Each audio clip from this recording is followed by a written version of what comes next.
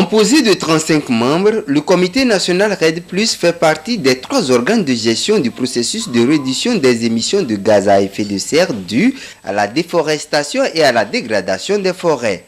Créé par décret numéro 2016-007/PR du 25 janvier 2016, le Comité national REDD+ vient de rentrer plus d'1 an après sa création dans sa phase opérationnelle. Première du genre, cette rencontre du comité REDD+, qui a eu pour cadre la nouvelle présidence, devra permettre à ses membres de s'approprier le processus REDD+, et les avancées réalisées sur le terrain, puis adopter par la même occasion les projets de décision sur l'orientation du processus REDD+. Ce processus fait suite justement à la déforestation galopante que notre pays connaît, et ça va nous permettre aussi de manière locale et nationale d'avoir une orientation de politique forestière claire. Et c'est un processus, je peux vous l'assurer, est un processus éminemment inclusif. Ça part du maire, ça part du chef traditionnel, ça part des autorités locales, etc., jusqu'au niveau national.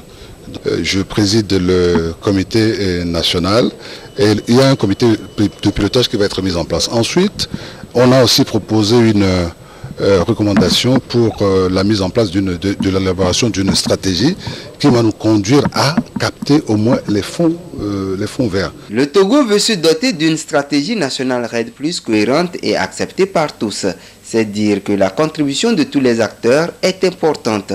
Du côté de la société civile, l'on compte jouer sa partition pour l'atteinte des objectifs. Nous avons une très grande mission dans ce processus. Il nous revient à informer, à sensibiliser nos populations, surtout nous, notre couche que nous avons l'honneur de représenter. C'est-à-dire, je voudrais faire allusion aux agriculteurs, aux producteurs qui sont beaucoup plus en contact avec l'environnement. Nous avons intérêt à sensibiliser nos populations à s'approprier de la philosophie de REDD+, puisque s'il est question de faire un développement, il faut penser à un développement durable. Et c'est pour cela que nous avons intérêt à protéger nos forêts et à protéger notre environnement pour l'intérêt surtout de notre profession qui est l'agriculture. En adhérant au processus REDD+, le Togo veut lutter aux côtés des autres pays contre les changements climatiques en réduisant les émissions de gaz à effet de serre. En interne, ce processus permettra au pays de renforcer ses capacités et développer une agriculture performante adaptée aux changements climatiques et assurer une gestion durable des ressources forestières.